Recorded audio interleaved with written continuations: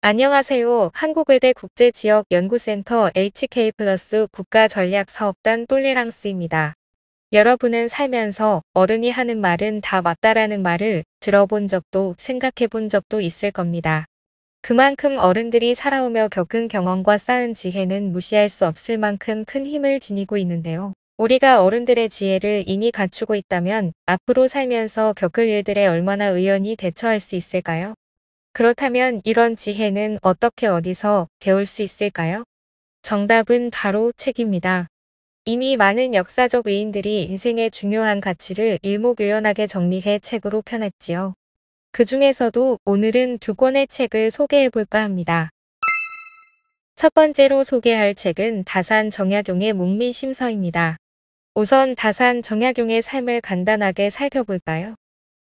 다산 정약용은 조선 후기 실학사상을 집대성한 한국 최대의 실학자이자 개혁가입니다. 정약용은 현실에 대한 날카로운 비판의식을 가지고 개혁과 개방을 통해 부국강병을 이루고자 했습니다. 나라의 주인은 임금이나 양반이 아닌 백성이라는 생각으로 백성들이 편안하게 사는 나라를 꿈꿨습니다. 1794년 정조는 수원에 새로운 도시 화성을 건설하여 제2의 도읍지로 삼고자 했습니다.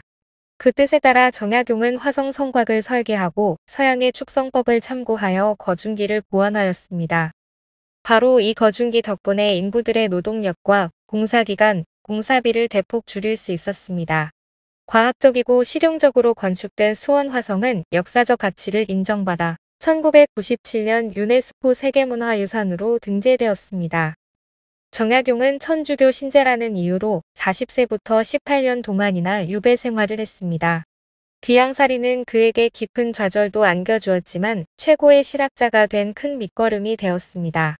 강인한 정신력의 소유자로서 강한 집념과 굳건한 의지로 힘든 귀양살이를 견뎌냈으며 나라와 백성에게 도움이 되는 학문을 하겠다는 뜻을 굽히지 않은 채 끊임없이 배우고 익혀 평생 500권이 넘는 책을 펴냈습니다. 정약용의 위대함은 비단 그의 업적과 학문에만 국한하는 것이 아닙니다. 수많은 정치적 박해와 모함을 받았지만 정약용은 당쟁에 뛰어들지 않았을 뿐더러 자신을 공격한 정적조차 용서하려 했습니다. 이처럼 다산 정약용은 순탄치 않은 일생 속에서도 올바른 삶의 방향을 제시하고 끊임없이 정진하여 자신의 처지를 극복하고 개척하고자 했습니다. 목민심서는 다산 정약용이 유배 생활에서 풀려나면서 완성한 책으로 당시 조선 지방 행정의 실상을 고발하고 수령이 지켜야 할 지침을 밝힌 책입니다. 우선 목민심서의 뜻부터 살펴볼까요? 목민은 백성을 다스린다. 심서는 실제로는 실행할 수 없었기 때문에 마음속으로만 생각한 글이라는 뜻을 가지고 있습니다. 다산 정약용은 군자의 배움은 자신의 수양이 반이고 나머지 반은 목민이 차지한다고 생각했습니다. 그래서 목민심서에서는 목민관들이 자신의 몸과 마음을 닦아 학문에 정진할 것을 강조하고 백성들을 위한다면 어떻게 해야 하는지를 알려줍니다. 살면서 꼭 한 번은 목민심서는 목민심서의 방대한 분량에서 전체 맥락을 이해할 수 있는 중요한 내용을 중심으로 필요한 부분만 뽑아내어 번역하였습니다. 이 책을 읽으면서 목민심서의 뼈대를 세우는 데 도움을 받을 수 있지요. 목민관이 지켜야 할 지침서지만 리더로서 갖추어야 할 자세를 다룬 책입니다. 내가 어느 곳에 있더라도 리더의 마음가짐으로 살고자 한다면 곁에 두고 읽으며 필사하기에 좋습니다. 시간이 많이 흘렀음에도 아직까지도 보편적으로 통용될 수 있는 내용이 담겨 있기 때문에 언제든 읽어도 좋은 책입니다. 다음으로 소개할 책은 톨스토이의 인생 독본입니다. 마찬가지로 톨스토이의 삶을 간단히 살펴보겠습니다. 톨스토이는 1828년 백작 가문에서 사남 일녀 중 넷째 아들로 태어났습니다. 2살 때 어머니를 여의고 9살이 되던 해에는 아버지마저 갑작스럽게 사망하게 되지요. 톨스토이는 형제들과 함께 숙모 집으로 보내지는데요. 숙모는 톨스토이가 자신의 인생에서 세 번째로 중요한 사람이라고 말할 만큼 어린 형제들에게 아낌없는 사랑과 격려를 주었습니다.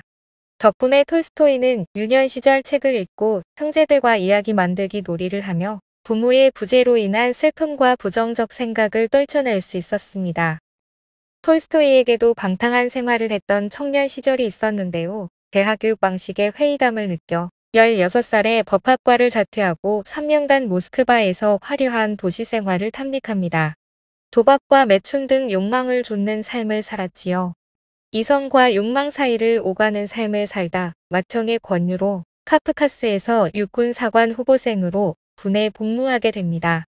이후 크림 전쟁에 참전하여 전쟁터에서 삶의 허무와 죽음을 직면하지요.